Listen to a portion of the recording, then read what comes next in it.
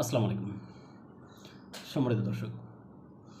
আজকে আমরা যে বিষয়টা আলোচনা করব, বিশ্বসেরা অলরাউন্ডার ক্রিকেটার সাকিব আল হাসান তিনি কি আসলে তার যে কেরিয়ার শেষ হয়ে গিয়েছে বা কেরিয়ারের যেই অবস্থা আমাদের অন্তর্বর্তীকালীন সরকারের উপর এ সময়ে হয়েছে, সেই সাকিব আল হাসান কি এখন তার যে রাজনীতি সেটাকে কি কন্টিনিউ করতে যাচ্ছেন কিনা? কেননা আপনারা জানেন যে তিনি সবশেষ সাম্প্রতিক সময়ে তিনি ভারতে থাকা সাবেক প্রধানমন্ত্রী শেখ হাসিনার সাথে তিনি সাক্ষাৎ করেছেন, এরকম একটা খবর, এরকম একটা সামাজিক যোগাযোগ মাধ্যমে এসেছে। এখন সেই সাকিব আল হাসান খোদ আমেরিকা থেকে এসে তিনি শেখ হাসিনার সাথে সাক্ষাৎ করেছেন। এই বিষয়টা যখন সামনে আসে তখন বিএনপি কি এই যে সাকিব আল হাসানকে কি মাঠে আনার জন্য আর কোনো পদক্ষেপ নেবে কিনা, এই সমস্ত বিষয়গুলো নিয়ে আমরা আলোচনা করব দর্শক।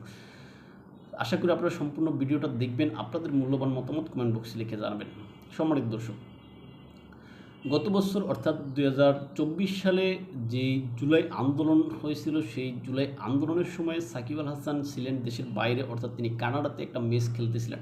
সেই ম্যাচ চলাকালীন সময়ে তিনি দেশের বাইরে ছিলেন। দেশের বাইরে থাকার পরেও তখন আওয়ামী লীগ সরকার পতনের পরে সাকিব আল হাসানের নামে মামলা হয়, হত্যা চেষ্টা মামলা।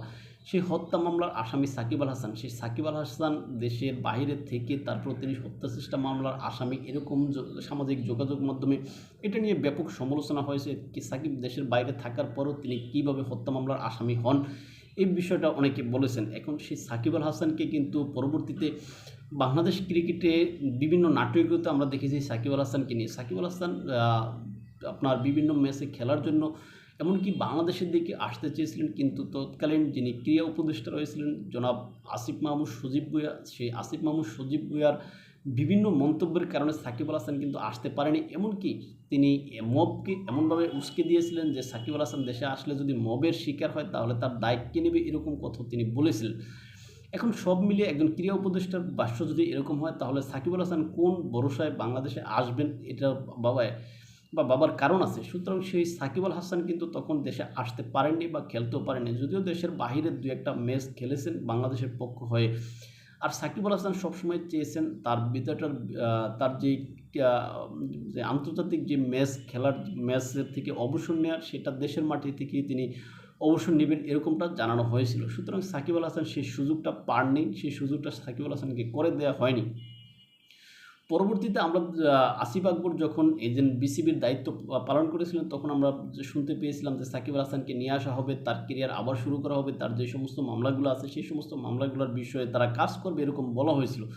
কিন্তু সেই সমস্ত বিষয়ে ততটা অগ্রগতি হয়নি। আর এই বিষয়ে সাকিব আল হাসান বলেছেন আসলে তার বিরুদ্ধে যে মামলাগুলো রয়েছে সেই মামলাগুলো আসলে সিস্টেম যদি চায় তাহলে দ্রুত এখানে শেষ করা সম্ভব। এখন বাংলাদেশের যে সিস্টেম, বাংলাদেশের যেই প্রক্রিয়াগুলো রয়েছে, এই প্রক্রিয়া আসলে কাউকে দ্রুতভাবে এই সমস্ত জঞ্জাল থেকে বা এই সমস্ত আপনার বিষয় থেকে মুক্তি দেয় না, এটাই আমরা জানি। কেননা এই সাকিব আল হাসান এই জন্যই এই সিস্টেমের কথা বলেছেন। সিস্টেম কি তাকে আপনার যেন এখান থেকে দ্রুত বের করবে কিনা সেটা তিনি বলেছেন।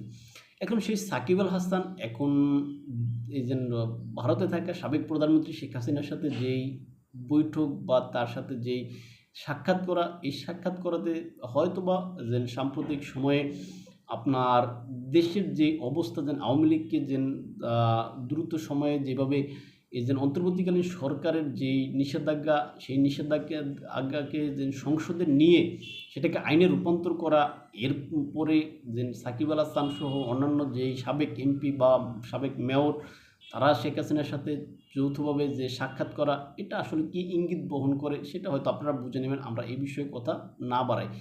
এখন এই যে সাকিব আল হাসান যে সাক্ষাৎ করেছেন, সাক্ষাতের পরে তাদেরকে হয়তোবা অন্য কোনো এখানে নির্দেশনা দেওয়া হয়েছে, যে নির্দেশনা বাস্তবায়ন করার জন্য তারা হয়তো তাদের যে নেতাকর্মী রয়েছেন তাদেরকে হয়তো মাঠে তারা নামাতে চেষ্টা করতে পারেন বলে আমার কাছে মনে হয়। এখন এই যে সাকিব আল হাসান কি আসলে তার যেই খেলা বা কেরিয়ার, সেই কেরিয়ারকে কি আসলে এখানে জলাঞ্জলি দিয়ে রাজনীতিকে কি তিনি ফুল টাইম হিসেবে বেছে নিলেন কিনা, সেটা আসলে প্রশ্নের দাবি রাখে বলে আমি মনে করি। এখন সাকিব আল হাসান তার সেই কেরিয়ার তো এখন তিনি একদম শেষ হয়ে গিয়েছে বলে তিনি মনে করেন, আমার কাছে মনে হয় যেটা। এই জন্যই তিনি রাজনৈতিক মাঠে এখন তিনি নিয়মিত হতে চাচ্ছেন। আর এই লক্ষ্যই তার দল, তিনি যেহেতু আওয়ামী লীগের সময়ের এমপি ছিলেন, সুতরাং তার দল যেহেতু এখানে বর্তমানে বিপর্যয়ের মুখে, সুতরাং তিনি ওই কেরিয়ারের সেই জলাঞ্জলি দিয়ে এখন কোনো ওই দলের জন্য কাজ করতে চান বলে আমার কাছে মনে হয়। সম্মানিত দর্শক, এই বিষয়ে আপনি কী মনে করেন সেটা আপনি কমেন্ট বক্সে লিখে জানাতে পারেন। তাই ভালো থাকবেন সবাই, দেখব অন্য কোনো ভিডিওতে অন্য কোনো বিষয়ে। আসসালামু আলাইকুম।